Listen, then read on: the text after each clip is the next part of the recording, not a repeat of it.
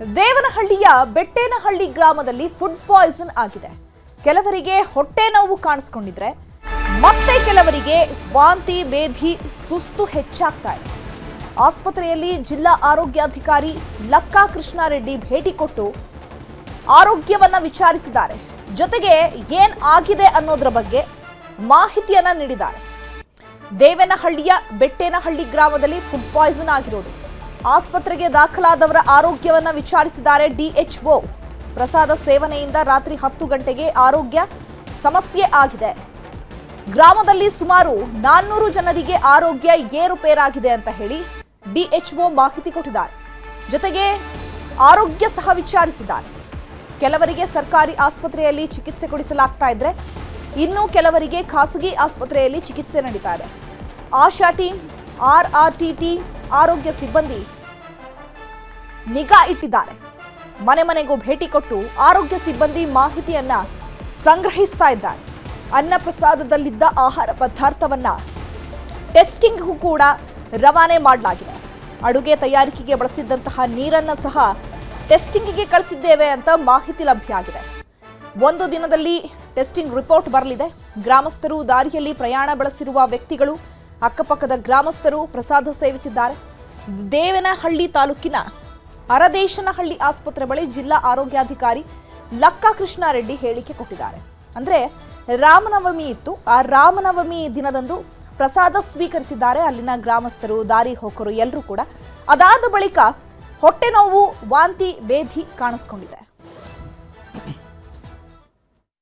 ಏನಿಲ್ಲ, ಪ್ರತಿ ವರ್ಷ ಶ್ರೀರಾಮ ಜಯಂತಿ ಪ್ರಯುಕ್ತ ವರ್ಷ ಅನ್ನಪ್ರಸಾದ ಮಾಡ್ತಾನೆ ಇದ್ರು. ಅದೇ ರೀತಿ ಈ ವರ್ಷನೂ ಗ್ರಾಮಸ್ಥರೆಲ್ಲ ಸೇರಿಕೊಂಡು ಮಾಡಿದ್ದಾರೆ. ಬಟ್ ನಿನ್ನೆ ಏನಾಗಿದೆ ಅಂತ ಗೊತ್ತಿಲ್ಲ. ಕೆಲವರಿಗೆ ಫುಡ್ ಪಾಯ್ಸನ್ ಆಗಿದೆ, ವಾಮಿಟು, ಲೂಸ್ ಮೋಷನ್ ಆಗಿದೆ. ಕೆಲವ್ರನ್ನ ಗೌರ್ಮೆಂಟ್ ಹಾಸ್ಪಿಟ್ಲಿಗೆ ಸೇರಿಸಿದ್ದೀರಿ, ಕೆಲವ್ರನ್ನ ಖಾಸಗಿ ಆಸ್ಪತ್ರೆಗೆ ಸೇರಿಸಿದ್ರಿ. ಯಾರಿಗೇನು ತೊಂದರೆ ಇಲ್ಲ. ಬಟ್ ಲೂಸ್ ಮೋಷನ್ನು, ವಾಮಿಟು, ಸುಸ್ತಾಗೋದ್ರಿಂದ ಎಲ್ಲರೂ ಆರೋಗ್ಯ ಇದ್ದಾರೆ, ತೊಂದರೆ ಏನಿಲ್ಲ. ಸೊ ನೋಡ್ಬೇಕು ಏನಾಗಿದೆ. ಊರು ತುಂಬಾ ಮಾಡಿದ್ರು. ಒಂದು ಮಿನಿಮಮ್ ಒಂದು 300-400 ಜನ ಮಾಡಿದ್ದಾರೆ ಊಟ. ನಿನ್ನೆ ಬೆಳಗ್ಗೆ 7 ಗಂಟೆ ಸುಮಾರಾಗಿ ನಿನ್ನೆ ಅಲ್ಲಿ ಪೂಜೆ ಇತ್ತು ರಾಮನವಮಿದು. ಅದಕ್ಕೆ ಎಲ್ಲ ಪ್ರಸಾದ ಸೇವಿಸಿದ್ದಾರೆ. ರಾತ್ರಿ 10 ಗಂಟೆಯಿಂದ ಸಿಂಪ್ಟಮ್ಸ್ ಅಂದರೆ ಹೊಟ್ಟೆ ನೋವು, ಹೊಟ್ಟೆಯಲ್ಲಿ ಕ್ರ್ಯಾಂಪ್ ಬರೋದು, ವಾಮಿಟಿಂಗ್ ಅಂದರೆ ವಾಂತಿ ಬಂದಂಗೆ ಮತ್ತು ಆ ಥರ ಎಲ್ಲ ಸಿಂಪ್ಟಮ್ಸ್ ಸ್ಟಾರ್ಟ್ ಆಗಿದೆ. ಅರೌಂಡ್ ಊರಲ್ಲಿ ಕೇಳಿದ ಪ್ರಕಾರ 400 ಜನ ಸೇವಿಸಿದ್ದಾರೆ. ಅದರಲ್ಲಿ ಒಂದು 60 ಜನ ನಮ್ಗೆ ಅಪ್ರೋಚ್ ಆಗಿದ್ದಾರೆ ಬೆಳಗ್ಗೆ ಇವತ್ತು 10 ಗಂಟೆಯಿಂದ. ಅದರಲ್ಲಿ ನಾವು 11 ಜನಕ್ಕೆ IV ಫ್ಲೂಯಿಡ್ಸ್ ಹಾಕಿಬಿಟ್ಟು ಟ್ರೀಟ್ಮೆಂಟ್ ಕೊಡ್ತಾ ಇದ್ವಿ ಅರದೇಶನಹಳ್ಳಿ PHCಯಲ್ಲಿ. 4 ಜನ ಮಣಿಪಾಲ್ ಹಾಸ್ಪಿಟಲ್ ದೊಡ್ಡಬಳ್ಳಾಪುರದಲ್ಲಿ ಅಡ್ಮಿಷನ್ ಆಗಿದೆ, ಅದರಲ್ಲೂ ಎಲ್ಲ ಚೇರಿಸ್ಕೊಂಡಿದ್ದಾರೆ. ಮಿಕ್ಕಿದವರೆಲ್ಲ OPD ಪೇಷಂಟಲ್ಲಿ ಕೊಟ್ಟಿದ್ವಿ. ಯಾರಿಗೆ OPDಯಲ್ಲಿ ಟ್ರೀಟ್ಮೆಂಟ್ ಕೊಟ್ಬಿಟ್ಟು ಮಿಕ್ಕಿದವರಿಗೆ ಇನ್ಪೇಷಂಟ್ ಬೇಕಾದರೆ ನಾವು ಅವಶ್ಯಕತೆ. ಸ್ಪರ್ಶ ಹಾಸ್ಪಿಟಲ್ ಬೆಡ್ಡೆ ಖಾಲಿ ಅಂತ ಹೇಳಿದ್ರೆ ಅಲ್ಲಿ ತುಂಬ ಜನ ಇದ್ದಾರೆ. ಸ್ಪರ್ಶ ಹಾಸ್ಪಿಟಲ್ ಮಾಹಿತಿ ಇಲ್ಲ, ಬಟ್ ಮಣಿಪಾಲ್ ಹಾಸ್ಪಿಟಲ್ ದೊಡ್ಡಬಳ್ಳಾಪುರದಲ್ಲಿ ಅಡ್ಮಿಷನ್ ಆಗಿದ್ದಾರೆ. 12 ಜನ ಹೋಗಿದ್ರು, ಅದ್ರಲ್ಲಿ 4 ಜನಕ್ಕೆ ಅಡ್ಮಿಷನ್ ಮಾಡಿದ್ದಾರೆ. ಮಿಕ್ಕಿದವರಿಗೆಲ್ಲ OPD ಬೇಸಿಸ್ ಮಾಡಿದ್ದಾರೆ. ಮತ್ತು ನಾವು ಎಲ್ಲ ಹಾಸ್ಪಿಟಲ್, ಪ್ರೈವೇಟ್ ಹಾಸ್ಪಿಟಲ್, THO ಎಲ್ಲ ಕಡೆ ಮಾಹಿತಿ ತೊಗೊಂಡು ಏನಾರು ಇದ್ದರೆ ತಮಗೆ ಮಾಹಿತಿ ಕೊಡ್ತೀವಿ. ಈ ಬಗ್ಗೆ ಮತ್ತಷ್ಟು ಮಾಹಿತಿಯನ್ನು ಕೊಡ್ತಾರೆ ನಮ್ಮ ಪ್ರತಿನಿಧಿ ಮನುಕುಮಾರ್. ಫೋನ್ ಸಂಪರ್ಕದಲ್ಲಿ ಜಾಯ್ನ್ ಆಗಿದ್ದಾರೆ. ಮನುಕುಮಾರ್, ಪ್ರತಿ ವರ್ಷವೂ ಕೂಡ ರಾಮನವಮಿ ದಿನದಂದು ಅನ್ನ ಸಂತರ್ಪಣೆ ಆಗ್ತಾ ಇತ್ತು, ಪ್ರಸಾದವನ್ನ ನೀಡಲಾಗ್ತಾ ಇತ್ತು. ಆದ್ರೆ ಈ ಬಾರಿ ಎಲ್ಲಿ ಹೆಚ್ಚು ಕಮ್ಮಿ ಆಯಿತು? ಜೊತೆಗೆ ಈಗ ರೋಗಿಗಳು ಹೇಗಿದ್ದಾರೆ? ನೀರಿನಲ್ಲೇನಾದ್ರೂ ವ್ಯತ್ಯಾಸ ಕಂಡು ಬಂತ ಅಥವಾ ಅಡುಗೆ ಪದಾರ್ಥಗಳಲ್ಲಿ ಏನಾದ್ರೂ ವ್ಯತ್ಯಾಸ ಕಂಡು ಬಂತ? ಸದ್ಯಕ್ಕೀಗ DHO ಏನ್ ಮಾಹಿತಿಯನ್ನು ಕೊಟ್ಟಿದ್ದಾರೆ? ಚೈತ್ರ, ಏನೋ ದೇವನಹಳ್ಳಿಯ ಬೆಟ್ಟೇನಹಳ್ಳಿ ಗ್ರಾಮದಲ್ಲಿ ಈ ಘಟನೆ ನಡೆದಿರುವಂತದ್ದು. ಪ್ರಮುಖವಾಗಿ 300ಕ್ಕೂ ಹೆಚ್ಚು ಜನ ಏನೋ ನಿನ್ನೆ ಊಟವನ್ನು ಸಹ ಮಾಡಿರ್ತಾರೆ. ಅಂದ್ರೆ ಗ್ರಾಮದ ಎಲ್ಲಾ ಮನೆಯಲ್ಲೂ ಕೂಡ ಒಂದೊಂದು ಪದಾರ್ಥವನ್ನ ಸಂಗ್ರಹ ಮಾಡಿ ಎಲ್ಲರೂ ಗ್ರಾಮದ ಎಲ್ಲಾ ವರ್ಗದವರು ಕೂಡ ಸೇರಿ ಏನೋ ಒಂದು ದೇವಾಲಯದ ಬಳಿ ಏನೋ ಅನ್ನ ಸಂತರ್ಪಣೆಯನ್ನು ಮಾಡ್ತಾರೆ. ಹಾಗಾಗಿ ಎಲ್ಲರೂ ಕೂಡ ಸಂತೋಷದಿಂದಲೇ ಏನೋ ಅನ್ನವನ್ನು ಸಹ ಮಾಡಿದ್ರು. ಅದರಲ್ಲಿ ಪ್ರಮುಖವಾಗಿ 2 ಕೊಳಗದಲ್ಲಿ ಏನೋ ಸಾಂಬಾರನ್ನ ಮಾಡಿರ್ತಾರೆ. ಅಂದ್ರೆ ಮುದ್ದೆ, ಕಾಳು ಸಾಂಬಾರು ಮತ್ತೆ ಪಾಯಸವನ್ನು ಸಹ ಮಾಡಿರ್ತಾರೆ. ಆದ್ರೆ 2 ಕೊಳಗದಲ್ಲಿ ಏನೋ ಸಾಂಬಾರನ್ನ ಮಾಡ್ತಾರೆ. ಅದರಲ್ಲಿ ಮೊದಲನೇ ಕೊಳಗದಲ್ಲಿ ಏನೋ ಊಟವನ್ನ ಮಾಡಿರ್ತಾರೆ. ಅವರಿಗೆ ಈಗ ಫುಡ್ ಪಾಯ್ಸನ್ ಆಗಿರೋಂಥದ್ದು. ಅಂದ್ರೆ ಒಂದು ಕೊಳಗದಲ್ಲಿ ಖಾಲಿ ಆದ ನಂತರ ಮತ್ತೊಂದು ಕೊಳಗದಲ್ಲಿ ಊಟವನ್ನ ಮಾಡಿರ್ತಾರೆ. ಅವ್ರಿಗೆ ಯಾವುದೇ ರೀತಿ ಸಮಸ್ಯೆ ಆಗಿರಲ್ಲ. ಮೊದಲ ಕೊಳಗದಲ್ಲಿ ಯಾರೆಲ್ಲ ಊಟ ಮಾಡಿರ್ತಾರೆ ಅವರೆಲ್ಲರಿಗೂ ಕೂಡ ಈಗ ಫುಡ್ ಪಾಯ್ಸನ್ ಆಗಿರುವಂತದ್ದು. ಹಾಗಾಗಿ ಈಗಾಗಲೇ ಏನೋ ಆರೋಗ್ಯ ಅಧಿಕಾರಿಗಳು ಕೂಡ ಸ್ಥಳದಲ್ಲಿ ಬೀಡು ಬಿಟ್ಟಿರುವಂತದ್ದು. ಅಂದ್ರೆ ರಾತ್ರಿ 10:30 ನಂತರ ಎಲ್ಲರಿಗೂ ಕೂಡ ಏನೋ ವಾಂತಿ, ಬೇದಿ ಮತ್ತೆ ಕೆಲವೊಂದಷ್ಟು ಜನರು ನಿರ್ಜಲೀಕರಣ ಅಂದ್ರೆ ಸುಸ್ತಾಗಿರುವಂತದ್ದು. ಎಲ್ಲರನ್ನು ಕೂಡ ಅಕ್ಕಪಕ್ಕದ ಪ್ರಾಥಮಿಕ ಆರೋಗ್ಯ ಕೇಂದ್ರಗಳಿಗೂ ಕೂಡ ರವಾನೆ ಮಾಡಿ ಈಗಾಗಲೇ ಚಿಕಿತ್ಸೆಯನ್ನು ಸಹ ಕೊಡಲಾಗ್ತಿದೆ.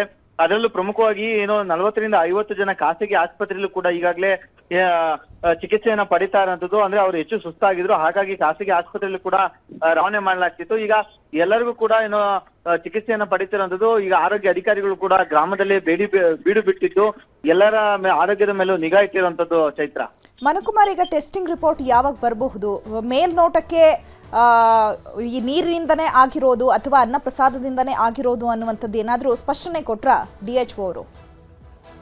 ಚೈತ್ರ, ಸದ್ಯಕ್ಕೆ ಈಗ ಅವರು ಎಲ್ಲ ಪದಾರ್ಥಗಳ ಸ್ಯಾಂಪಲ್ ಅನ್ನು ಕೂಡ ಕಲೆಕ್ಟ್ ಮಾಡಿರುವಂತದ್ದು. ಅದರಲ್ಲೂ ಪ್ರಮುಖವಾಗಿ ಏನು ಗ್ರಾಮಸ್ಥರ ಹೇಳಿಕೆ ಮೇರೆಗೆ ಸಾಂಬಾರನ್ನ ಹೆಚ್ಚಿನ ಟೆಸ್ಟ್ಗೆ ಕಳಿಸಿರುವಂತದ್ದು. ಈಗ ಇನ್ನು 2-3 ದಿನಗಳ ನಂತರ ರಿಪೋರ್ಟ್ ಬರ್ಬೇಕಾಗಿರುವಂತದ್ದು. ಆ ಫುಡ್ ಪಾಯ್ಸನ್ ಅಥವಾ ಬೇರೆ ಯಾವ್ದಾದ್ರು ಸಮಸ್ಯೆ ಅಂತ ಮಾಹಿತಿಯನ್ನು ಕೂಡ ಈಗ ಆರೋಗ್ಯ ಅಧಿಕಾರಿಗಳು ಕೂಡ ಏನು ಕಲೆ ಹಾಕ್ತಿರೋದು. ಪ್ರಮುಖವಾಗಿ DHO ಕೂಡ ನೇತೃತ್ವವನ್ನು ವಹಿಸಿ ಅದರ ಮೇಲೆ ಹೆಚ್ಚಿನ ಮತ್ತೆ ನಿಮ್ಮನ್ನ ಮಾತನಾಡಿಸ್ತೀನಿ, ಹಾಗೆ ಹೋಲ್ಡ್ ಅಲ್ಲಿರಿ. ಈಗ ನಮ್ಮ ಜೊತೆಗೆ DHO ಆಗಿರುವಂತಹ ಲಕ್ಕಾ ಕೃಷ್ಣ ರೆಡ್ಡಿ ಅವರು ಫೋನ್ ಸಂಪರ್ಕಕ್ಕೆ ಸಿಕ್ಕಿದ್ದಾರೆ. ನಮಸ್ತೆ ಸರ್. ಸರ್ ನಮಸ್ತೆ ಮೇಡಮ್. ನಮಸ್ತೆ ಸರ್. ಈಗ ಪ್ರತಿ ವರ್ಷ ಕೂಡ ಅಲ್ಲಿ ಅನ್ನ ಸಂತರ್ಪಣೆ ಆಗುತ್ತೆ, ಆದರೆ ಈ ಬಾರಿ ಎಲ್ಲಿ ಹೆಚ್ಚು ಕಮ್ಮಿ ಆಯಿತು? ಯಾಕಂದ್ರೆ ಇಲ್ಲಿ ಒಂದು ಸಂಘದಿಂದ ಅನ್ನ ಸಂತರ್ಪಣೆ ಆಗಿಲ್ಲ. ಯಾಕಂದ್ರೆ ಗ್ರಾಮಸ್ಥಲ್ಲಿ ಇರುವವರು ತಮ್ಮ ತಮ್ಮ ಮನೆಗಳಲ್ಲಿ ಇದ್ದಂತಹ ಪದಾರ್ಥಗಳನ್ನ ತಂದುಕೊಟ್ಟು ಅದಾದ ಬಳಿಕ ಅನ್ನ ಸಂತರ್ಪಣೆ ಆಗಿರೋದು. ಇದರಿಂದ ಏನಾದರೂ ಹೆಚ್ಚು ಕಮ್ಮಿ ಆಗಿದೆಯಾ, ಹೇಗೆ? ಹೌದು ಮೇಡಮ್, ಅದರಿಂದ ಆಗಿರಬಹುದು. ಬಟ್ ನಾವು ಎಲ್ಲ ಸ್ಯಾಂಪಲ್ಸ್ ಕಲೆಕ್ಟ್ ಮಾಡಿ FSL ಕಳಿಸಿದ್ದೀವಿ. ಬಟ್ ಯೂಶಲಿ ಈ ತರ ಫುಡ್ ಪಾಯ್ಸನಿಂಗ್ ಆಗಕ್ಕೆ ಕಾರಣಗಳು ತಮ್ಗೆ ಗೊತ್ತಿದ್ದಂಗೆ ಊಟ ಅಥವಾ ನೀರು ಅಥವಾ ಊಟದ ಪದಾರ್ಥದಿಂದ ಆಗುತ್ತೆ. ಹಾಗಾಗಿ ಒಂದು 50 ಜನ ಸ್ವಲ್ಪ ಎಫೆಕ್ಟ್ ಆಗಿದ್ರು. ಅದರಲ್ಲಿ ಒಂದು 12 ಜನ ಮಾತ್ರ IV ಫ್ಲೂಯಿಡ್ಸ್ ಹಚ್ಕೊಂಡು ನಮ್ಮ ಅರ್ಧೇಶನಹಳ್ಳಿ PHC ಇಂದಾನೆ ಟ್ರೀಟ್ಮೆಂಟ್ ತಗೊಂಡಿದ್ದಾರೆ. 4 ಜನಕ್ಕೆ ದೊಡ್ಡಬಳ್ಳಾಪುರ ಮಣಿಪಾಲ್ ಹಾಸ್ಪಿಟಲ್ ಅಡ್ಮಿಟ್ ಆಗಿದ್ದಾರೆ. ಮಿಕ್ಕಿದರೆಲ್ಲ OPD ಅಲ್ಲೇ ಟ್ರೀಟ್ಮೆಂಟ್ ಆಗಿದೆ. ಸುಮಾರು ಎಷ್ಟು ಜನಕ್ಕೆ ಸರ್ ಫುಡ್ ಪಾಯ್ಸನ್ ಆಗಿರೋದು? 50 ಜನ ಮೇಡಮ್, ಅರೌಂಡ್ 50 ಮೆಂಬರ್ಸ್. ಓಕೆ. ಯಾಕಂದ್ರೆ ನಮಗೆ ಸಿಕ್ಕಿರೋ ಮಾಹಿತಿ ಪ್ರಕಾರ ಒಂದು 400 ಜನ ಅನ್ನ ಸಂತರ್ಪಣೆಯಲ್ಲಿ ಪಾಲ್ಗೊಂಡಿದ್ರು. ಸೊ ದಾರಿ ಹೋಕರು ಇರ್ಬೋದು, ಆ ಗ್ರಾಮಸ್ಥರ ಇರ್ಬೋದು, ಅವರು ಕೂಡ ಆ ಊಟವನ್ನ ಸೇವಿಸಿದ್ರು ಅಂತ ಹೇಳಿ. ಸೊ ಈಗ ಆ ರೋಗಿಗಳ ಆರೋಗ್ಯ ಹೇಗಿದೆ ಸರ್? ಮೇಡಮ್, ಈಗ ನಾನು ಹೇಳ್ದಂಗೆ 50 ಜನದಲ್ಲಿ ಎಲ್ಲರೂ ಆರಾಮಾಗಿದ್ದಾರೆ. ನಾವು ಹೇಳ್ದಂಗೆ ಊರಲ್ಲಿರೋ ಎಲ್ಲರಿಗೂ ಮನೆ ಸರ್ವೆ ಮಾಡ್ತಾ ಇದೀವಿ ಮೇಡಮ್. ಇನ್ಯಾರಾದ್ರೂ ಮಿಸ್ ಆಗಿರ್ಬೋದು ಅಂತ ಮನೆಗೆ ನಮ್ಮ ಆಶಾ ವರ್ಕರ್ಗಳು ಸರ್ವೆ ಮಾಡ್ತಾ ಇದ್ದಾರೆ. ಆಮೇಲೆ ಬೇರೆ ಕಡೆ ಎಲ್ಲ ಅಕ್ಕಪಕ್ಕ PHC ಅಲರ್ಟ್ ಆಗಿದ್ವಿ. ಎಲ್ಲಾದ್ರೂ ಬೇರೆ ಊರಲ್ಲಿಂದ ಬಂದು ಯಾರಾದ್ರೂ ಸೇವನೆ ಮಾಡಿದ್ರು ನಮ್ಗೆ ಮಾಹಿತಿ ಕೊಡ್ತಾರೆ. ಆತರ ಯಾವ್ದು ಇನ್ನೂವರೆಗೂ ಗೊತ್ತಿಲ್ಲ ಮೇಡಮ್. ಈಗ ಟೆಸ್ಟಿಂಗಿಗೆ ಕಳಿಸಿದ್ಯಲ್ಲ ಸರ್ ಸ್ಯಾಂಪಲ್, ಸೊ ಎಷ್ಟು ದಿನ ಆದ್ಮೇಲೆ ರಿಪೋರ್ಟ್ ಬರ್ಬೋದು ಸರ್? 48 hours ಅಲ್ಲಿ ಬರುತ್ತೆ. 48 hours ಅಲ್ಲಿ ಬರುತ್ತಾ? ಓಕೆ. ಜೊತೆಗೆ ಈಗ ಅಲ್ಲಿ ಸಿಬ್ಬಂದಿಗಳನ್ನ ನೇಮಕ ಮಾಡಿರುವಂತದ್ದು ಅಥವಾ ಮನೆಗೆ ಹೋಗಿ ಆರೋಗ್ಯ ತಪಾಸಣೆ ಮಾಡುವಂತದ್ದು ಆಗ್ತಿದ್ಯಾ ಸರ್? ಹೌದು ಮೇಡಮ್, ಹೌದು. ಬೆಳಗ್ಗೆಯಿಂದನೇ ಎಲ್ಲ ಇದ್ದಾರೆ ಮೇಡಮ್, ಟೀಮ್ ಇದೆ ನಮ್ದು. Okay okay. Thank you sir, news 18 ಜೊತೆ ಮಾತನಾಡಿದ್ದಕ್ಕಾಗಿ.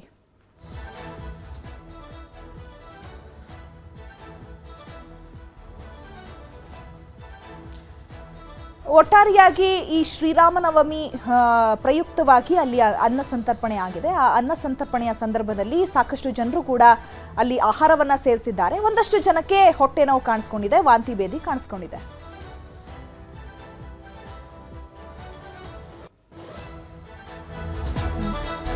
ಓಕೆ. ಇನ್ನು ನಮ್ಮ ಜೊತೆಗೆ ಗ್ರಾಮಸ್ಥರಾಗಿರುವಂತಹ ಕೇಶವಮೂರ್ತಿ ಅವರು ಫೋನ್ ಸಂಪರ್ಕಕ್ಕೆ ಸಿಕ್ಕಿದ್ದಾರೆ. ನಮಸ್ತೆ ಸರ್.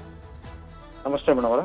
ಸರ್, ಈಗ ಗ್ರಾಮದಲ್ಲಿ ಯಾವ ರೀತಿ ಪರಿಸ್ಥಿತಿ ಇದೆ ಸರ್? ಟ್ರೀಟ್ಮೆಂಟ್ ಎಲ್ಲ ಕರೆಕ್ಟಾಗಿ ಸಿಗ್ತಾ ಇದೆಯಾ? ಸೊ ರೋಗಿಗಳು ಆರಾಮಾಗಿ ಚೇತರಿಸ್ಕೊಳ್ತಾ ಇದ್ದಾರಾ, ಹೇಗೆ ಸರ್? ಎಲ್ಲರೂ ಚೇತರಿಸ್ಕೊಂಡಿದ್ದಾರೆ ಮೇಡಮ್ ಅವರೇ. ಹೌದಾ? ಎಷ್ಟು ಜನಕ್ಕೆ ಸರ್ ಫುಡ್ ಪಾಯ್ಸನ್ ಆಗಿತ್ತು? ಸುಮಾರು ಒಂದು 60ರಿಂದ 70 ಜನ ಆಗಿದೆ ಮೇಡಮ್ ಅವರೇ. ಹೌದಾ? ಈಗ ಅವರೆಲ್ಲ ಹೇಗಿದ್ದಾರೆ ಸರ್? ಆರಾಮಿದ್ದಾರಾ? ಆರಾಮಿದ್ದಾರೆ ಮೇಡಮ್ ಅವರೇ. ಎಲ್ಲಾರು ಈಗ ಬೆಳಗ್ಗೆನೆ ಹಾಸ್ಪಿಟ್ಲಿಗೆ ಹೋಗಿ ಡ್ರಿಪ್ ಎಲ್ಲ ಮಾಡ್ಕೊಂಡು ಮೆಡಿಕೇಟ್ ಮಾಡ್ಕೊಂಡಿದ್ದಾರೆ. ಎಲ್ಲ ಆರಾಮಾಗಿದ್ದಾರೆ. ಅಂದ್ರೆ ಈ ಶ್ರೀರಾಮನವಮಿ ದಿನ ಅನ್ನ ಸಂತರ್ಪಣೆಯಲ್ಲಿ ಈ ರೀತಿ ಫುಡ್ ಪಾಯ್ಸನ್ ಆಗಿರೋದಾ? ಅದೇ ಅನ್ಕೊಂಡಿದೀವಿ ಮೇಡಮ್ ಅವರೇ. ಬಟ್ ಇಲ್ಲಿ ನಾವು ಸುಮಾರು ವರ್ಷದಿಂದ ಮಾಡ್ತಾ ಇದ್ವಿ, ಯಾವುದೇ ಈ ತರದ್ದು ಯಾವತ್ತೂ ಆಗಿರ್ಲಿಲ್ಲ. ಈ ಸರಿ ಏನಾಯ್ತು ಅಂತ ಗೊತ್ತಿಲ್ಲ. ಅದಕ್ಕೆ ಸ್ಯಾಂಪಲ್ ಎಲ್ಲ ತಗೊಂಡು ಹೋಗಿದ್ದಾರೆ, ಫುಡ್ ಸ್ಯಾಂಪಲ್. ಅದು ನೋಡ್ಬೇಕು ಮೇಡಮ್ ಅವರೇ, ಏನಾದ್ರು ಬೇರೆ ಏನಾದ್ರು ಆಗಿದೆಯಾ ಅಥವಾ ಇದು ತಿನ್ನೋ ಪದಾರ್ಥದಲ್ಲೇ ಪ್ರಾಬ್ಲಮ್ ಇದೆಯಾ ಅಂತ ಚೆಕ್ ಮಾಡಕ್ಕೆ ತಗೊಂಡೋಗಿದ್ದಾರೆ.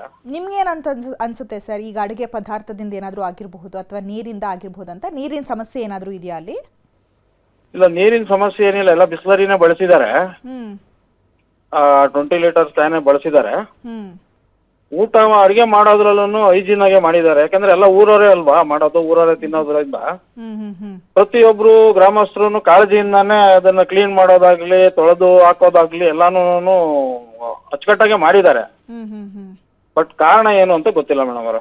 ಅಂದ್ರೆ ಈಗ ಈ ಗ್ರಾಮಸ್ಥರು ಏನಿದ್ದಾರೆ ಅವ್ರವ್ರ ಮನೆಯಿಂದ ಕೂಡ ಪದಾರ್ಥ ತಗೊಂಡ್ ಬಂದಿದ್ದಾರೆ ಅಂತ ಮಾಹಿತಿ ಸಿಕ್ಕಿದೆ. ಹೌದು. ಅಲ್ಲಿ ಏನಾದ್ರೂ ವ್ಯತ್ಯಾಸ ಆಗಿದೆಯಾ? ಈಗ ಎಕ್ಸ್ಪೈರಿ ಆಗಿರುವಂತದ್ದು ಕೊಡಬೇಕು ಅಂತ ಒಂದು ಹುಮ್ಮಸ್ಸಿನಲ್ಲಿ ಅಂತದ್ದೇನಾದ್ರೂ ಕೊಟ್ಟು ಈ ರೀತಿ ಫುಡ್ ಪಾಯ್ಸನ್ ಆಗಿದೆಯಾ ಅಂತ? ಇಲ್ಲ, ಯಾಕಂದ್ರೆ ಚೆನ್ನಾಗಿದ್ರೇನೆ ಬಳಸಕ್ ಆಗೋದು ಮೇಡಮ್ ಅವ್ರೆ. ಚೆನ್ನಾಗಿಲ್ದೇ ಇರೋದನ್ನ ಯಾವತ್ತೂ ಬಳಸಿಲ್ಲ ಅಡಿಗೆಗೆ. ಅದನ್ನ ಅವ್ರು ಕೊಟ್ರು ಬಳಸೋದಿಲ್ಲ. ಯಾಕಂದ್ರೆ ಚೆನ್ನಾಗಿರೋ ಪದಾರ್ಥನೇ ಬಳಸಿ ಮಾಡೋವಂಥದ್ದು.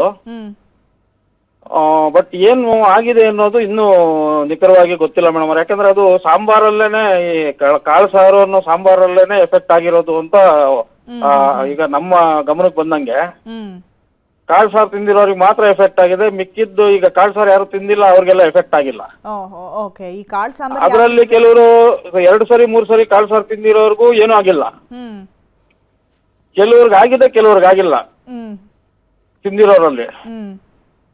ಸೊ ಹಂಗಾಗಿ ಅದು ಏನಾಗಿದೆ ಅಂತ ಇನ್ನೂ ಕನ್ಫರ್ಮೇಶನ್ ಇಲ್ಲ ಮೇಡಮ್ ಅವ್ರೆ. ಎಲ್ಲ ಲ್ಯಾಬ್ ತಗೊಂಡೋಗಿದ್ದಾರೆ. ಎಲ್ಲಾರು ಚೇತರಿಸ್ಕೊಂಡಿದ್ದಾರೆ, ಏನ್ ತೊಂದರೆ ಇಲ್ಲ. ಸ್ವಲ್ಪ ಸುಸ್ತು ಅನ್ನೋದ್ ಬಿಟ್ರೆ ಇನ್ನೆಲ್ಲಾರು ಚೇತರಿಸ್ಕೊಂಡಿದ್ದಾರೆ. ವಾಮಿಟ್ ನಿಂತೋಗಿದೆ, ಆಮೇಲೆ ಲೂಸ್ ಮೋಷನ್ ನಿಂತೋಗಿದೆ, ಜ್ವರನೂ ಇಲ್ಲ. ಆಲ್ಮೋಸ್ಟ್ ಎಲ್ಲರೂ ರಿಕವರಿ ಆಗಿದ್ದಾರೆ ಮೇಡಮ್ ಅವ್ರೆ. ಅಂದ್ರೆ ಗ್ರಾಮಕ್ಕೆ ಈಗ ಆರೋಗ್ಯ ಸಿಬ್ಬಂದಿಗಳು ಬಂದಿದ್ದಾರೆ ಸರ್, ತಪಾಸಣೆ ಮಾಡ್ತಿದ್ದಾರೆ. ಆರೋಗ್ಯ ಸರ್ ಕೇಳಿಸ್ತಿದ್ಯಾ ತಮ್ಗೆ? ಇತ್ತು, ಲೂಸ್ ಮೋಷನ್ ಇತ್ತು. ಅವರೆಲ್ಲ ಪ್ರೈವೇಟ್ ಖಾಸಗಿ ಹಾಸ್ಪಿಟ್ಲಿಗೆ ಹೋಗಿ ಒಂದ್ ಸುಮಾರು ಜನ ತೋರ್ಸ್ಕೊಂಡ್ರು.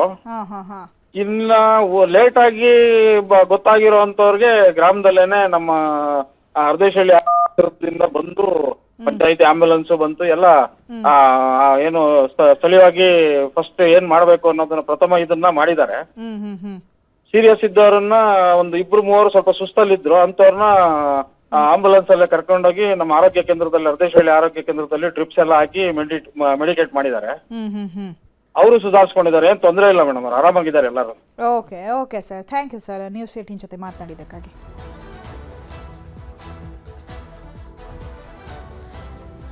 ದಾವಣಗೆರೆ ದಕ್ಷಿಣ ಕ್ಷೇತ್ರದಲ್ಲಿ ಉಪಚುನಾವಣೆ ಅಬ್ಬರ ಜೋರಾಗ್ತಾ ಇದೆ. ಕಾಂಗ್ರೆಸ್ ಅಭ್ಯರ್ಥಿ ಸಮರ್ಥ ಶಾಮನೂರು ಪ್ರಚಾರವನ್ನ ಕೈಗೊಂಡಿದ್ದಾರೆ. ಜಾಲಿನಗರದಲ್ಲಿ ಮನೆ ಮನೆಗೆ ತೆರಳಿ ಮತಯಾಚನೆ ಮಾಡ್ತಾ ಇದ್ದಾರೆ.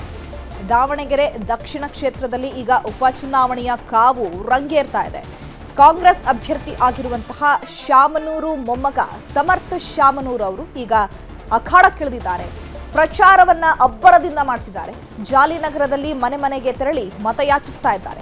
ಸುರೇಶ್ ನಗರ 8ನೇ ವಾರ್ಡ್ಗಳಲ್ಲಿ ಸಮರ್ಥ್ ಮತಬೇಟೆ ಆಡ್ತಿದ್ದಾರೆ. ಪ್ರಚಾರದ ವೇಳೆ ಸಮರ್ಥ್ಗೆ ಜೋಗಮ್ಮನ ಆಶೀರ್ವಾದ ಕೂಡ ಸಿಕ್ಕಿದೆ. ಜೋಗಮ್ಮನ ಪಾದಕ್ಕೆ ನಮಸ್ಕರಿಸಿ ಸಮರ್ಥ್ ಶಾಮನೂರು ಆಶೀರ್ವಾದವನ್ನ ಪಡ್ಕೊಂಡಿದ್ದಾರೆ. ಕಾಂಗ್ರೆಸ್ ಟಿಕೆಟ್ ಈಗ ಸಮರ್ಥ್ ಪಾಲಾಗಿರುವಂಥದ್ದು. ಹಾಗಾಗಿ ಕಾರ್ಯಕರ್ತರ ಜೊತೆಗೂಡಿ ಸಮರ್ಥ್ ಶಾಮನೂರು ಈಗ ಪ್ರಚಾರದಲ್ಲಿ ಪಾಲ್ಗೊಂಡಿದ್ದಾರೆ. ಜೊತೆಗೆ ಜೋಗಮ್ಮನ ಆಶೀರ್ವಾದ ಕೂಡ ಸಿಕ್ಕಿರುವಂಥದ್ದು. ಯಾಕಂದ್ರೆ ಶಾಮನೂರು ಶಿವಶಂಕರಪ್ಪನವರ ನಿಧನದಿಂದ ತೆರವಾಗಿರುವಂತಹ ಈಗ ಆ ಜಾಗಕ್ಕೆ ಶಾಮನೂರು ಮೊಮ್ಮಗ ಆಗಿರುವಂತಹ ಸಮರ್ಥ ಶಾಮನೂರು ಅವರು ಅಖಾಡಕ್ಕಿಳಿದಿದ್ದಾರೆ. ಕಾಂಗ್ರೆಸ್ ಟಿಕೆಟ್ ಸಿಕ್ಕಿರೋದ್ರಿಂದ ಅಬ್ಬರದ ಪ್ರಚಾರವನ್ನ ಮಾಡ್ತಿದ್ದಾರೆ.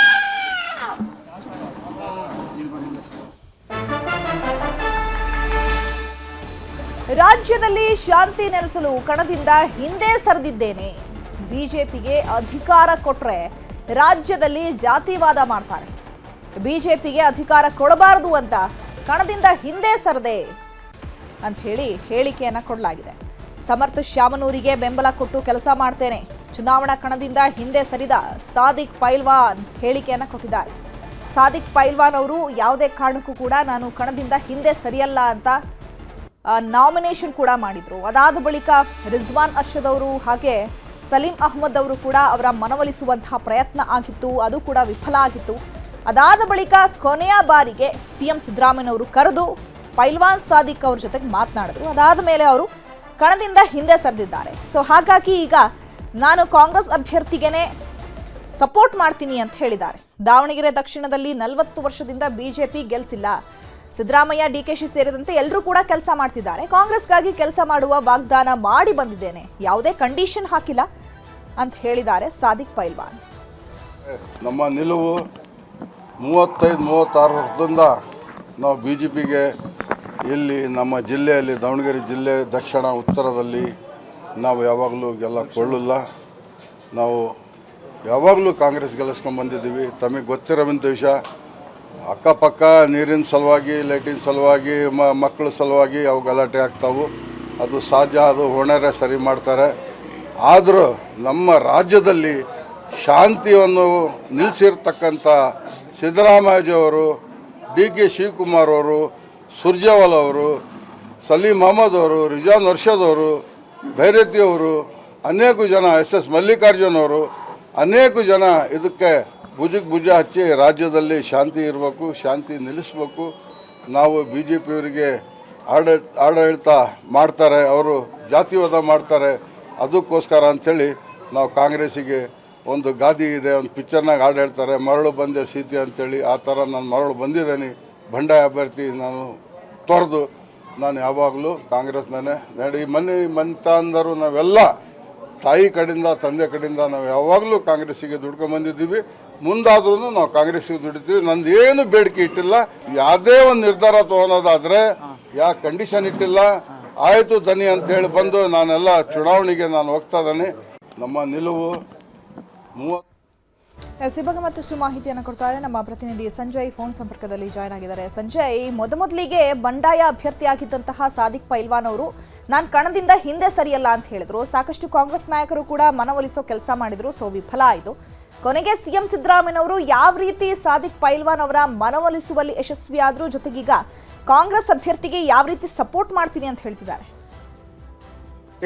ಈಗ ಸಾದಿಕ್ ಪೈಲ್ವಾನ್ ದೊಡ್ಡ ತಲೆನೋವಾಗಿತ್ತು ಕಾಂಗ್ರೆಸ್ಗೆ.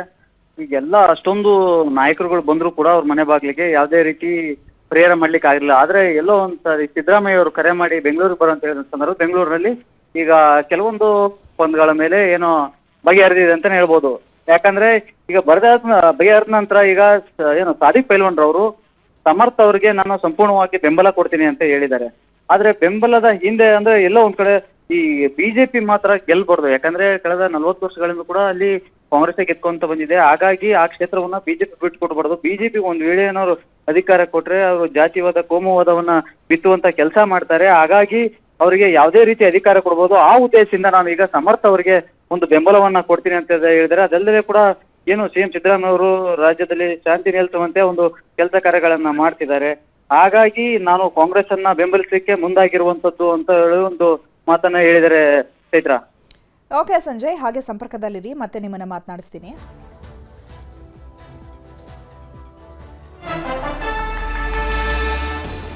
ದಾವಣಗೆರೆ ದಕ್ಷಿಣ ಕ್ಷೇತ್ರದ ಉಪಚುನಾವಣೆ ಹಿನ್ನೆಲೆ ಬಿಜೆಪಿ ರಾಜ್ಯಾಧ್ಯಕ್ಷ BY ವಿಜಯೇಂದ್ರ ಭರ್ಜರಿ ಪ್ರಚಾರವನ್ನ ಕೈಗೊಂಡಿದ್ದಾರೆ. ತಮ್ಮ ಬಿಜೆಪಿಯ ಅಭ್ಯರ್ಥಿ ಶ್ರೀನಿವಾಸ್ ದಾಸಕರಿಯಪ್ಪ ಪರವಾಗಿ ಬ್ಯಾಕ್ ಟು ಬ್ಯಾಕ್ ಸಭೆ ಮಾಡ್ತಾ ಇದ್ದಾರೆ BY ವಿಜಯೇಂದ್ರ.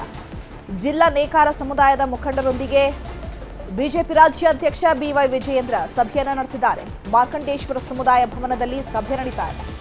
ಬಿಜೆಪಿ ಅಭ್ಯರ್ಥಿ ಶ್ರೀನಿವಾಸ್ ದಾಸಕರಿಯಪ್ಪ ಗೆಲ್ಲಿಸೋದಕ್ಕೆ ಮನವಿಯನ್ನ ಮಾಡಿಕೊಂಡಿದ್ದಾರೆ. ಅತಿ ಹೆಚ್ಚು ಮತಗಳ ಅಂತರದಿಂದ ಗೆಲ್ಲಿಸಬೇಕು ಅಂತ ಹೇಳಿ ವಿಜಯೇಂದ್ರ ಕರೆ ಕೊಟ್ಟಿದ್ದಾರೆ. ಇನ್ನು ಈ ಬಗ್ಗೆ ಮತ್ತೆ ಮಾಹಿತಿಯನ್ನು ಕೊಡ್ತಾರೆ ಸಂಜಯ್, ಈಗ ಬಿಜೆಪಿಯ ಅಭ್ಯರ್ಥಿಯಾಗಿರುವಂತಹ ಶ್ರೀನಿವಾಸ್ ದಾಸಕರಿಯಪ್ಪ ಅವರನ್ನ ಗೆಲ್ಲಿಸಲೇಬೇಕು ಅನ್ನುವಂತಹ ನಿಟ್ಟಿನಲ್ಲಿ ಈಗ BY ವಿಜಯೇಂದ್ರ ಅಖಾಡಕ್ಕಿಳಿದಿದ್ದಾರೆ. ಸೊ ಪ್ರಚಾರ ಯಾವ ರೀತಿಯಾಗಿ ನಡೀತಾ ಇದೆ, ಜೊತೆಗೆ ಈ ಸಭೆಯಲ್ಲಿ ಏನೆಲ್ಲ ಚರ್ಚೆಗಳು ಆಗಿದೆ, ವಿಚಾರಗಳು? ಯಶೇತ್ರ, ಏನು ಬೆಳಗ್ಗೆ ಒಂದು 6 ಗಂಟೆಯಿಂದನೂ ಕೂಡ ಫೀಲ್ಡಿಗೆ ಇಳಿದಿರುವಂತದ್ದು ವಿಜೇಂದ್ರ ಅವರು. ಏನು ಬೆಳಗ್ಗೆ ಪ್ರಮುಖವಾಗಿ ಬಿಜೆಪಿ ಪ್ರಮುಖರ ಜೊತೆಗೆ ಒಂದಿಷ್ಟು ಬಿಜೆಪಿ ಕಚೇರಿಯಲ್ಲಿ ಒಂದು 7 ಗಂಟೆಗೆ ಒಂದು ಸಭೆಯನ್ನ ಮಾಡಿದ್ರೆ, ಅದಾದ ಬಳಿಕ ಏನು ಲಿಂಗಾಯತ ಮುಖಂಡರ ಜೊತೆ ಒಂದು ಖಾಸಗಿ ಹೋಟೆಲ್ನಲ್ಲಿ ಸಭೆ ಮಾಡಿದ್ರು.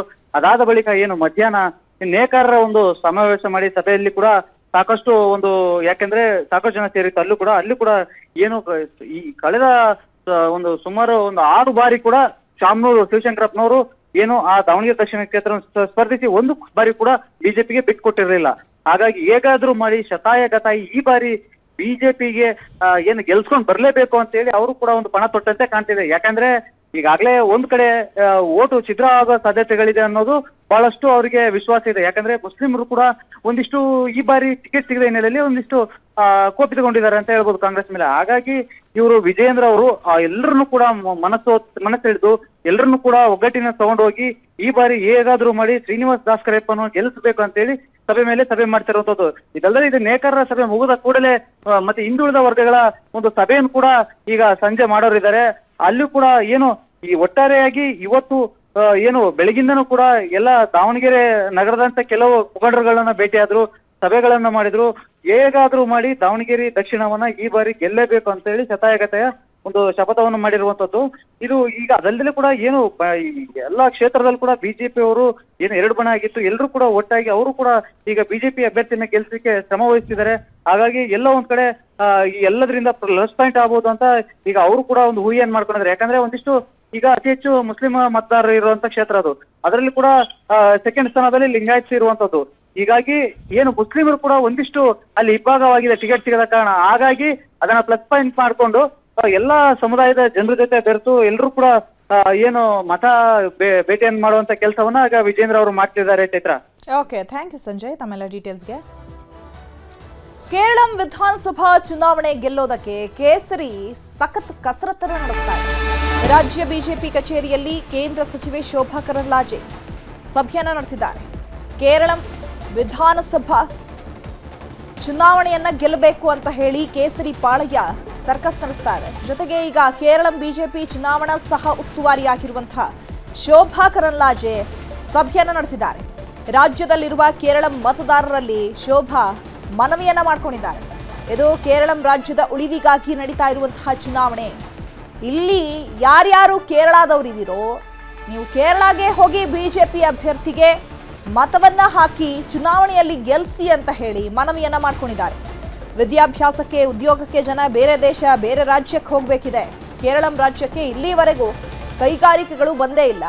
ಕೇಂದ್ರ ಸರ್ಕಾರದ ನೆರವನ್ನು ಸಹ ಸದುಪಯೋಗ ಮಾಡ್ತಾ ಇಲ್ಲ. ಕೇರಳಂ ರಾಜ್ಯದಲ್ಲಿ ಯಾವುದೇ ಅಭಿವೃದ್ಧಿ ಕೆಲಸಗಳಾಗ್ತಿಲ್ಲ. ಹೀಗಾಗಿ ಇಲ್ಲಿರುವ ಕೇರಳಂ ಮತದಾರರು ರಾಜ್ಯಕ್ಕೆ ಹೋಗಿ ಮತ ಹಾಕಿ ಬನ್ನಿ ಅಂತ ಹೇಳಿ ಮತಯಾಚಿಸಿದ್ದಾರೆ, ಮನವಿಯನ್ನ ಮಾಡ್ಕೊಂಡಿದ್ದಾರೆ. ಅದಕ್ಕಾಗಿ ಅತ್ಯಂತ ಮಹತ್ವದ ಚುನಾವಣೆ ಕೇರಳದಲ್ಲಿ ನಡೀತಾ ಇದೆ. ಕೇರಳದ ಅಭಿವೃದ್ಧಿ ಸಲುವಾಗಿ, ಕೇರಳದ ಉಳಿವಿನ ಸಲುವಾಗಿ, ಕೇರಳದ ಸುರಕ್ಷತೆಯ ಸಲುವಾಗಿ ನಡೀತಾ ಇರುವಂತಹ ಒಂದು ಚುನಾವಣೆ.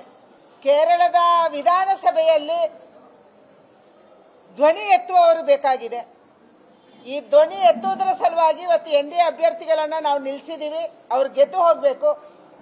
ನಾನು ಕರ್ನಾಟಕದಲ್ಲಿರುವಂತ ಎಲ್ಲ ಕೇರಳದ ವಿದ್ಯಾರ್ಥಿನಿಯರಿಗೆ ಮತ್ತು ಯಾರು ಉದ್ಯೋಗವನ್ನ ಬಿಸ್ನೆಸ್ ಅನ್ನ ಮಾಡ್ಕೊಂಡು ಇಲ್ಲಿದ್ದಾರೆ ಅವರಿಗೆ ವಿನಂತಿ ಮಾಡುವಂಥದ್ದು, ದಯಮಾಡಿ ಕೇರಳಕ್ಕೆ ಹೋಗಿ ಕೇರಳದ ನಿಮ್ಮ ಬಂಧುಗಳಿಗೆ ಹೇಳಿ, ನಿಮ್ಮ ಫ್ರೆಂಡ್ಸ್ಗೆ ಹೇಳಿ, ಯಾರು ಮತದಾರರಿದ್ದಾರೆ ಮತದಾರರು ಕೇರಳಕ್ಕೆ ತಲುಪಬೇಕು ಮತ್ತು ಮತವನ್ನ ಹಾಕಬೇಕು ಅನ್ನುವಂಥ ವಿನಂತಿಯನ್ನು ಮಾಡೋದಕ್ಕೆ ನಾವು ಇವತ್ತು ಸಭೆಯನ್ನ ಕರೆದಿದ್ದೀವಿ.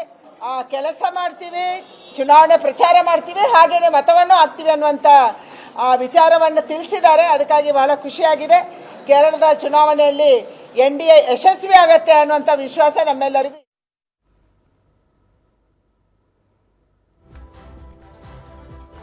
ಈ ಬಗ್ಗೆ ಮತ್ತಷ್ಟು ಮಾಹಿತಿಯನ್ನು ಕೊಡ್ತಾರೆ ನಮ್ಮ ಪ್ರತಿನಿಧಿ ಕೃಷ್ಣ. ಫೋನ್ ಸಂಪರ್ಕದಲ್ಲಿ ಜಾಯ್ನ್ ಆಗಿದ್ದಾರೆ. ಕೃಷ್ಣ, ಈಗ ಕೇರಳಂ ವಿಧಾನಸಭಾ ಚುನಾವಣೆಗೆ ಸಾಕಷ್ಟು ಕಸರತ್ತುಗಳು ನಡೀತಾ ಇದೆ, ಕೇಸರಿ ಅರಳಿಸಬೇಕು ಅನ್ನುವಂಥ ನಿಟ್ಟಿನಲ್ಲಿ. ಹಾಗಾಗಿ ಶೋಭಾ ಅವರು ಕೂಡ ಉಸ್ತುವಾರಿ ಹಾಕಿರೋದ್ರಿಂದ ಇಲ್ಲಿ ಯಾರ್ಯಾರು ಕೇರಳಿಗರಿದ್ದಾರೋ ಅಲ್ಲಿ ಹೋಗಿ ಮತ ಹಾಕಿ ಅಂತ ಹೇಳಿ ಮನವಿಯನ್ನ ಮಾಡ್ಕೊಳ್ತಾ ಇದ್ದಾರೆ. ಜೊತೆಗೆ ಯಾವ ರೀತಿ ಸಿದ್ಧತೆಗಳು ನಡೆಸ್ತಾ ಇದ್ದಾರೆ, ಯಾವ ರೀತಿಯಾಗಿ ರಣತಂತ್ರವನ್ನ ರೂಪಿಸ್ತಿದ್ದಾರೆ?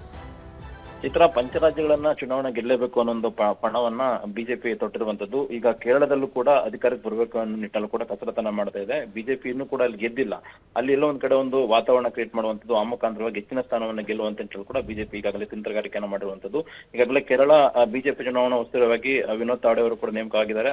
ಸಹ ಉಸ್ತುವಾರಿಯಾಗಿ ಕೇಂದ್ರ ಸಚಿವರಾಗಿರ್ತಕ್ಕಂಥ ಶೋಭಾ ಕರಂದ್ಲಾಜೆ ಅವರು ಕೂಡ ನೇಮಕಗೊಂಡಿರುವಂತದ್ದು. ಇದೀಗ ಅಲ್ಲಿ ತಂತ್ರಗಾರಿಕೆಯನ್ನು ಮಾಡೋದ್ರ ಮುಖಾಂತರವಾಗಿ ಎಲ್ಲ ಒಂದ್ ಕಡೆ ಗೆಲ್ಲುವಂತ ನಿಟ್ಟಲ್ಲಿ ಈಗ ಕರ್ನಾಟಕದಲ್ಲಿರತಕ್ಕಂತಹ ಕೇರಳ ಮತದಾರರ ಮೇಲೆ ಎಲ್ಲ ಒಂದ್ ಕಡೆ ಅವ್ರನ್ನ ಸೆಳೆಯುವಂತದ್ದು ಮತ್ತೆ ಬಿಜೆಪಿ ಅಭ್ಯರ್ಥಿಗಳ ಪರವಾಗಿ ಮತವನ್ನು ಹಾಕಿಸುವಂತ ಕೂಡ ಈಗಾಗಲೇ ತಂತ್ರಗಾರಿಕೆ ಮಾಡುವಂತ ತಂತ್ರಗಾರಿಕೆಯ ಪೂರಕವಾಗಿನೇ ಇವತ್ತು ಕೇಂದ್ರ ಸಚಿವೆಯಾಗಿರ್ತಕ್ಕಂಥ ಶೋಭಾ ಕರಂದ್ಲಾಜೆ ಅವರು ಬಿಜೆಪಿಯ ಕಚೇರಿಯಲ್ಲಿ ಯಾರೆಲ್ಲ ಕರ್ನಾಟಕದಲ್ಲಿ ಕೇರಳ ಮತದಾರರಿದ್ದಾರೋ ಅವ್ರನ್ನ ಒಂದು ಕಡೆ ಸೇರಿಸೋದ್ರ ಮುಖಾಂತರವಾಗಿ ಈ ಬಾರಿ ಬಿಜೆಪಿ ಅಭ್ಯರ್ಥಿಗಳ ಪರವಾಗಿ ಅಲ್ಲಿ ಮತವನ್ನ ಹಾಕಿಸ್ಬೇಕು. ಮತ್ತೊಂದ್ ಕಡೆ ಅಲ್ಲಿನ ಸಂಬಂಧಿಕರು ಕೂಡ ಏನಿದ್ದಾರೆ ಅವರೆಲ್ಲರಿಗೂ ಕೂಡ ನೀವು ಮತ ಹಾಕಿಸ್ಬೇಕು ನಿಟ್ಟಲ್ಲಿ ಕೂಡ ಈಗಾಗಲೇ ಎಲ್ಲೋ ಒಂದ್ ಕಡೆ ಅವ್ರಿಗೆ ಮನವಿಯನ್ನು ಕೂಡ ಮಾಡ್ಕೊಂಡಿರುವಂತದ್ದು. ಅದಕ್ಕೆ ಪೂರಕವಾಗಿ ಇಲ್ಲೊಂದ್ ಕಡೆ ಕೇರಳ ಮತದಾರರು ಕೂಡ ಸ್ಪಂದಿಸಿದ್ದಾರೆ ಅನ್ನುವಂಥದ್ದು.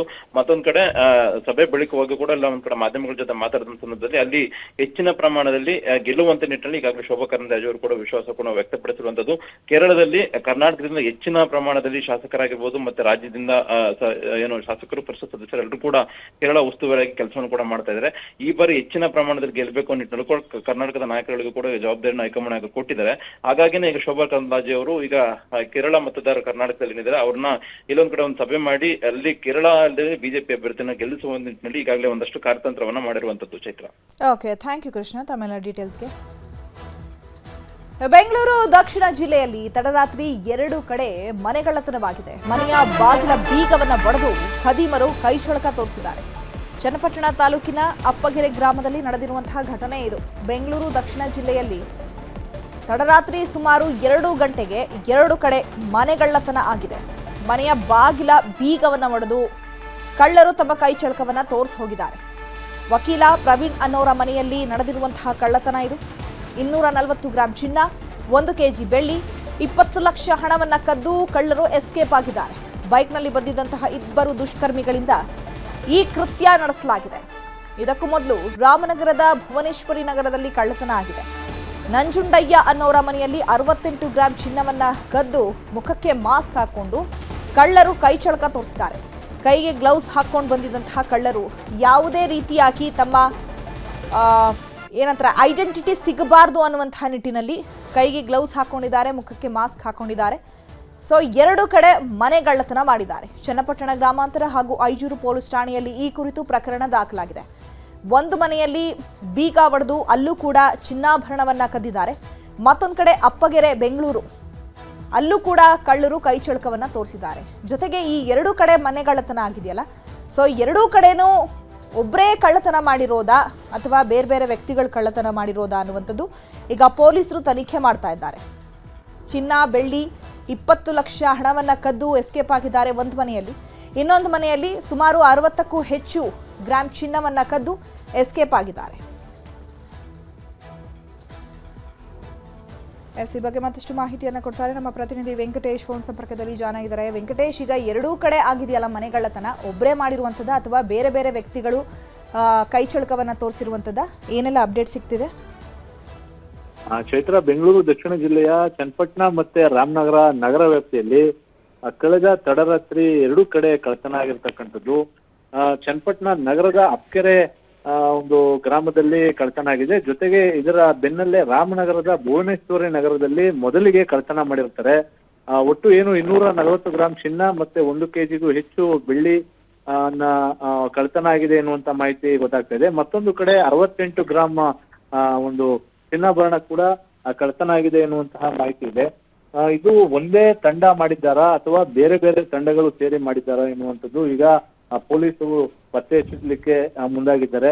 ಒಂದು ಕಡೆ ರಾಮನಗರದ ಐಜೂರು ಪೊಲೀಸ್ ಠಾಣಾ ವ್ಯಾಪ್ತಿ ಜೊತೆಗೆ ಚನ್ನಪಟ್ಟಣದ ಗ್ರಾಮಾಂತರ ಪೊಲೀಸ್ ಠಾಣಾ ವ್ಯಾಪ್ತಿಯ ಪೊಲೀಸರು ಕೂಡ ಏನು ಈಗಾಗಲೇ ತನಿಖೆಯನ್ನ ಪ್ರಾರಂಭ ಮಾಡಿದ್ದಾರೆ. Chaitra. Okay, thank you Venkatesh ತಮ್ಮೆಲ್ಲ ಡೀಟೇಲ್ಸ್ಗೆ.